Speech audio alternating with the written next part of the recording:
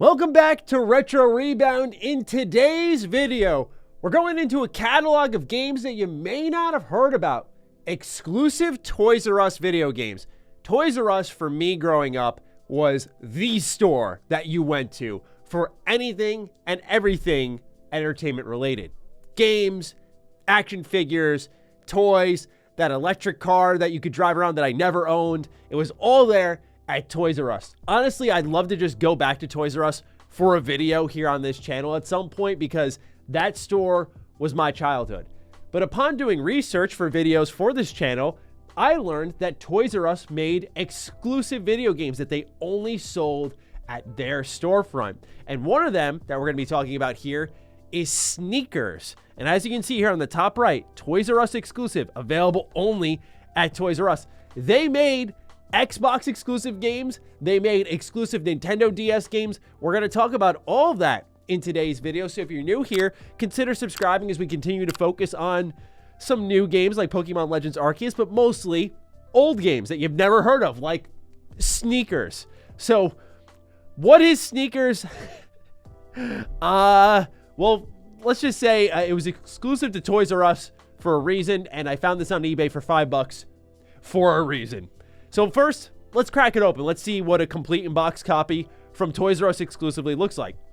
On the back, it says, "Heroes come in all sizes. 3 inches tall ain't so small. Unite your fellow mice against a gang of invading rats. Navigate the giant world of humans and battle your way to victory to rid your territory of all intruders." It kind of gave me those Sneak King vibes, like kind of that Burger King video game. Certainly this isn't long. I've read apparently it's like 4 hours or so. No, I did not play it to completion. I'm sorry. I love you all, but I was not playing this one to completion. The back says, "Be the hero and lead your squad to victory. Explore the world from your unique mouse view. Win the day with careful searches and clever battle plans with wacky cartoon-style combat, roundhouse punches, flying kicks, and more." So then cracking it open, you can see the disc. It's a slice of cheese. It's a slice of cheese. And we got the manual here. It was around the launch window. This game came out in 2001. So Xbox was doing a lot of team up promotions to push their big console. And so you can see a lot of them here. Like, for example, Mechasol, Blinks the Time Sweeper. Shout out to Blinks. Love Blinks. Shenmue 2. So yeah, this was the company that Sneakers was keeping. And you can even see inside the manual, this is actually a really nice one. Like, it's colorful. It's playful. It's got great art. It's got Apollo's town all documented, who's the main mouse rat in the game, whatever. And yeah, it's a fun little manual. You can't really shortchange them on the effort that they put in for Sneakers, where the back of this manual is literally the side of a couch. I don't know what's happening here. Oh, well, anyway, let's talk about the video game itself. So, what was Toys R Us putting out on their shelves exclusively? Sneakers is a game where, as it says on the back of the box, you're getting rid of a rat threat in an opening cutscene that is so painfully awkward. I didn't know a mouse game could make me feel this way, but it's just trying to do a little bit of a graphical flex. It's a very good-looking game for its time, especially around the launch of the original Xbox. You know, we're talking right there at the birth where they needed some games to show what it was all about. Certainly Halo Combat Evolved wasn't doing the job, right? So they had to get Sneakers on the task. In this opening cutscene, like I said, it's long, it's awkward, and it's more of a graphics flex than anything, which was funny to watch. Then the gameplay starts up, and I'm thinking this is going to be a 3D brawler type game where I'm walking around a house exploring. I'm thinking maybe this is actually a hidden gem. It could be cute. Oh, word. Oh, my. No. So right off the bat, you're on rails. I've never played a third-person game on rails, but that's what Sneakers is. So you're walking around the house, and you can only go in set directions that they give you. Like, you're walking in a line, then some arrows will show up, and it says, like, you can go backwards, you can go to the side, or you can go back to that door. And there's a map that they show you on the side of the screen that's designed to kind of help you navigate, but it doesn't at all because you don't know where in the map you are. And while you're doing this borderline torturous music keeps replaying and replaying and replaying. It's quite the early 2000s video game, if I do say so myself. And so as you're exploring, just like the back of the box says, you're eliminating the rat threat. And so you're going down these on-rail sections, and you'll stop, and sometimes you'll look around, and you'll put your icon on certain objects, and then you'll tell one of your party members, yes, there's like party member combat in this game, to go knock over one of the vases or knock over the alarm clock because maybe a rat's hiding in there. So it's almost a point-and-click adventure game with elements of 3D exploration. There are times you can sprint up walls. It's a weird game. I've really never played anything quite like it. Then the combat starts. This is the fascinating part, right? So it's a 3D beat 'em up where you'll be walking around and random encounters happen. You're like, oh, okay, squaring up here by the front door. Let's do this thing. And it's got fun beat 'em up combat. That was the most surprising part. But what stunned me more is how many out there have played like Dragon Age Origins, Dragon Age Inquisition? You know, where you can pause the action and you get an overhead view of combat and you're like, okay, I'm going to send Liliana over here and Morgan over there, right? Because it fits the vibe of the game. That's the DNA. It's a tactical series, if you will. This game has tactical elements. Like, you can assign your mice to beat up other rats. I couldn't believe it. I was like, why? Why is this a thing? Because you can just run around and roundhouse punch everybody and knock them out on their butts. Perhaps what's more fascinating beyond Sneakers as a video game actually existing is its unnecessarily deep regional backstory. So we've called it Sneakers this whole video, and that's what it's called in North America. But let's go beyond those borders. Let's go towards Japan, where this game was handled by a completely different developer, Mediavision. What is Mediavision best known for?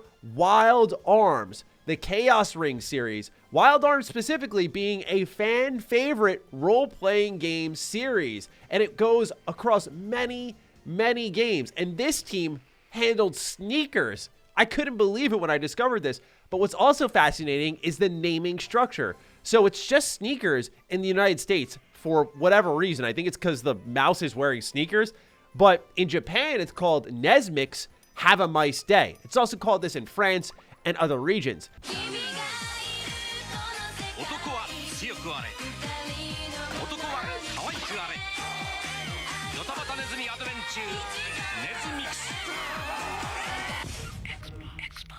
Now, there's actually a bit of an origin to the word Nesmix, because Nezumi is the Japanese word for rat or mouse, and Nezumi Kozo was the nickname for a thief in the 19th century. So when I was actually looking up this game and learning some more on it, they call it Nezumi-kus, which is effectively saying that there are rat thieves in the house. And I thought that this was just a fascinating backstory because there's a lot more depth here. And you've already seen some of the commercials that they used for this game. So this was a Japanese developed game that then Microsoft said, all right, let's publish it. Then Toys R Us stepped in and went, well, let's strike a deal here. We will sell it exclusively to our storefront, and maybe that'll get more kids into this kid-friendly video game on Xbox. So like I said, it's a pretty fascinating story here on how this game reached the States. Perhaps less fascinating is its review scores. 2 out of 10s, 3 out of 10s, 28 out of 100 on Metacritic. It's not pretty. So this was a stunner of a video game to go through, and it's amazing because I thought it'd be so fun to talk about in this video, again, because of the Toys R Us theme. That's my childhood, but also to know that they were selling these games exclusively. So this was me documenting my experience with Sneakers over the course of like an hour. I gave it an hour. That was the most I could do. Because, again, that experience kept looping and looping, and the exploration was kind of frustrating because as you're going through and you're finding these rats, it's not like you're guided on waypoints or anything. In fact, they just don't hold your hand at all, which can be a good thing in certain games. But in this case here, when you have to find like 30 plus rats and you're missing one, they try to update you by flashing the map gold in the areas that rats still remain. But then you have to go around the room and you don't just explore it in 3D. You have to find the right route up to them, and you can easily miss that. So yeah, it's, I'm not saying I expected, a really good game here, but again, there's a reason why it's $5. So I did happily buy this just to have it, because to me, like, Toys R Us is a big part of my life, and just having a game that they sold there exclusively is pretty cool. But it's not one that I'm going to tell you to go out and buy right away. But there was also another game. Now, this one I don't have complete in box for you. I figured I'd stop at one, selfishly so, because there is, the degree of shelf space being taken up when I'm running out of room for games I do want to collect. So while I want to make sure I always have the games to show you here on the channel, that's the DNA of Retro Rebound, I don't want to make senseless, stupid purchases that are just going to sit on my shelf and take up space where other games that I think are more valuable to show off here could be. So I didn't buy it, but there's a Nintendo DS game that they also only sold at Toys R Us that looked much better. I probably made the wrong choice here by picking up sneakers, but again, when you looked at this cover, I was like, I can't say no. My morbid curiosity is kicking in. So there's this other game that they published on the DS called Soul Bubbles. Soul Bubbles is a game that kind of had a pretty, I don't want to say dark theme to it, but it was much more mature sounding, where you were passing people through these bubbles into the afterlife, and it's your job to pass them through it. So you're going to have different types of bubbles that you can slice up and squeeze through these environmental puzzles. Overall, the game didn't look that bad, and the theme it was based on seemed to match a lot better. So Toys R Us was also selling this exclusive DS game. This did not last long, though. These are the only couple of games that I could find that Toys R Us was doing, because obviously this was when video game development was much cheaper.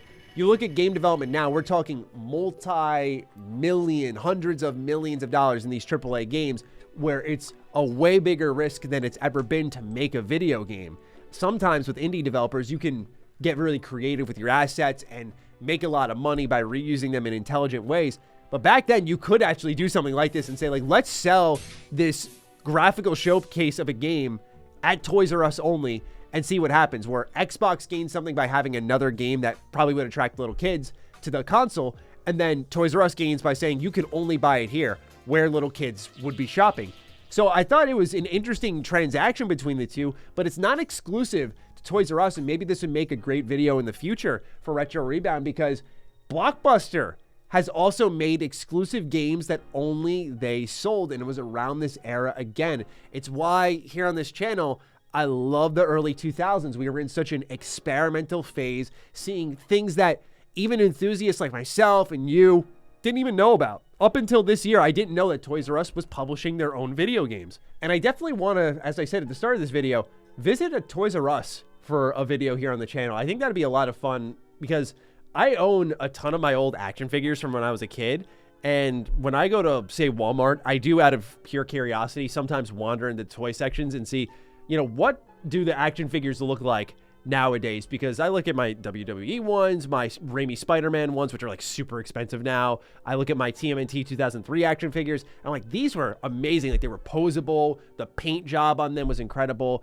And then I look at what I see sometimes at Walmart. I'm like, what is this? Like, what is this garbage? Honestly, like, they're not trying as much anymore, unless it's like a $100 statue. Then it's amazing, because of course it is. You're paying a high price. But I remember getting like my TMNT action figures for $5 to $7, and they were incredible quality. So I want to visit a Toys R Us for a video here on this channel, because I think it would be a really interesting experiment to see, you know, what kind of action figures are being sold. And it's funny, because I used to have a Toys R Us near me, but then they started to close them down. Now it's a rare commodity. So I'll have to do some research on that. But if you're interested in that, let me know in the comments down below. Otherwise, that's sneakers, that's Soul Bubbles. We'll talk about Blockbuster in the future, but please do fire away. Do you want to play as Apollo here and go hunt down some cheese and rats? Let a guy know, because you can go to Toys R Us and get yourself a copy of just that.